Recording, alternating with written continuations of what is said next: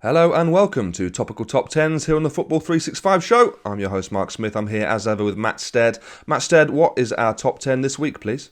Our top 10 this week is the 10 greatest uncapped Premier League players. Very topical indeed. And there are a few names on this list. I had to double check it. Some that I really honestly couldn't believe hadn't been capped. Yeah, there's a few surprises there, isn't there? I think especially the top three, it's absolutely stunning that they never got at least one international cap at all. Yeah, and there's one in that top three who we could absolutely do with right now for England. Anyway, if you enjoy the show, don't forget to like and subscribe and press the notification bell. This is Topical Top 10s. Right, Steady, at number 10, we've got Newcastle's prodigal son, Lee Clark. Yeah, one of the probably the least entertaining entertainer of that Newcastle side under Kevin Keegan. He also moved to Fulham, and I think he was probably better at Fulham, to be honest. He settled in that side a bit more. They were a really good side back in the early 2000s. Yeah, I mean, he was a real tenacious, tough midfielder, wasn't he? He's someone who I feel like maybe the game has passed by a little bit now, do you think? Yeah, I suppose so, a little bit.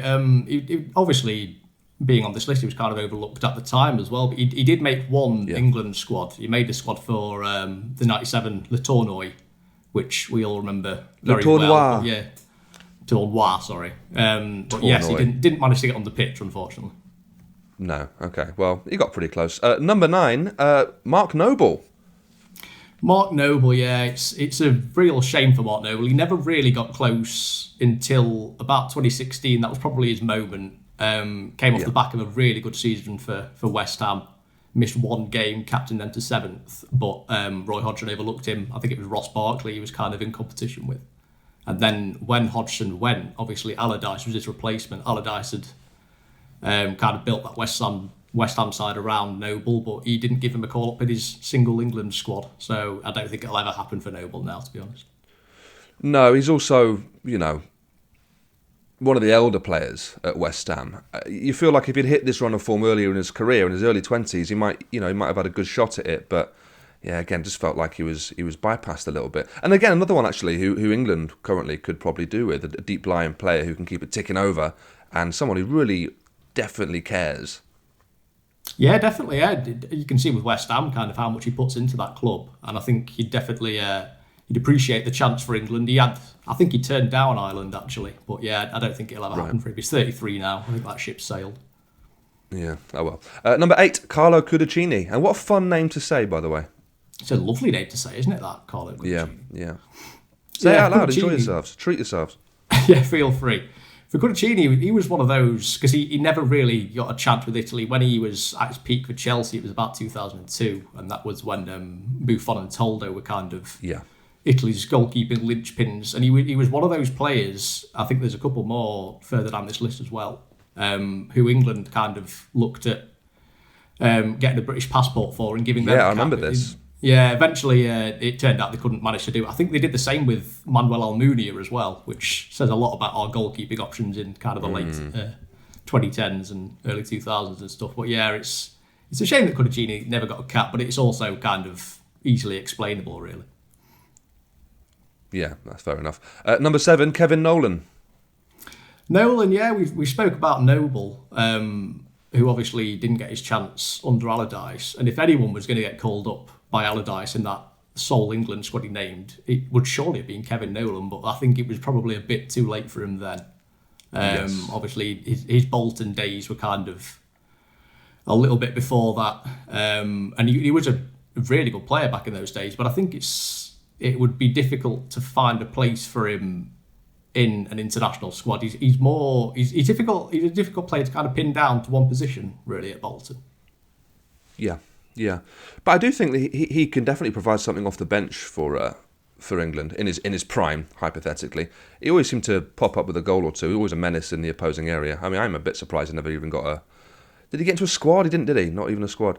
No, not a single squad, no. I think he's got the record for... he's got the most Premier League appearances for an uncapped England player. Interesting. Number 6, Steed Malbranque. Steed Malbranque, lovely player. One of Tony Blair's favourite players, actually. Well, that's next week's list, isn't it? Don't give that away. Yes, exactly. Yeah, we'll manage to get a top 10 out of that. But yeah, it was. I think it was 2005 when Tony Blair went on to Football Focus, and he was asked to name his top 3 players of the season so far. He named Steed Malbranque, he named Teddy Sheringham, and he named Arjan Dzeu of Wigan fame. Wigan, yeah. Yeah, so that was Wow. It was an eclectic selection, but Malbranque. A depth of knowledge, though. A depth of knowledge I didn't expect there from the Prime Minister. Steed Malbranque was just a victim of being around at the sort of the peak of France football, wasn't he? That's all it was. I'd say so. Yeah, he was a lovely player for Fulham. Got his move to Tottenham, moved to Sunderland later on after that. But yeah, it was just a case of that squad depth. That France era was very difficult to get into. Unbelievable. Yeah. Number 5, we've gone for Man City centre back Laporte. Yeah, he's the only currently active player on this list, and to be fair, when he kind of retires, if he does so without a France cap, he will finish higher on this list, I'd suggest. He's got 2 Premier League titles, but not a single France call-up, whereas Eliakim Mangala, he's got, I think it's 8 France caps. So yeah, it's nothing to do with Man City, it's just for some reason they don't like Laporte. Yeah, I can't work this one out. For me, he's up there in the Premier League in terms of best centre-backs that we've got in the country. I mean, Van Dijk's definitely clear number 1 in that list, but he's fighting there for the number 2 slot. I think he's fantastic, and I'm really surprised. He's one of them that I had to check hadn't been in any squads, but yeah, you weren't lying to me. Number 4, one of my favourite ever players, Paolo Di Canio. Di Canio, yeah, it's another one similar with Cudicini. I think Italy have got a thing where if you're not playing in Serie A, they don't look at you really, and it's similar. To be fair, you see with Zola, I think he only got 35 Italy caps, and 17 of those were when he was playing in the Premier League, and they all came in his first couple of years at Chelsea. So obviously he was getting Cantona's the same, isn't he? Yeah, exactly. So obviously Zola was from France, but getting on at that stage, but it was kind of he was away from the eyes of the selectors, and he just never really got his chance. But it was the same for Di Canio. He was a brilliant player, but I think he came to the Premier League, I think he was 29 when he joined Sheffield Wednesday.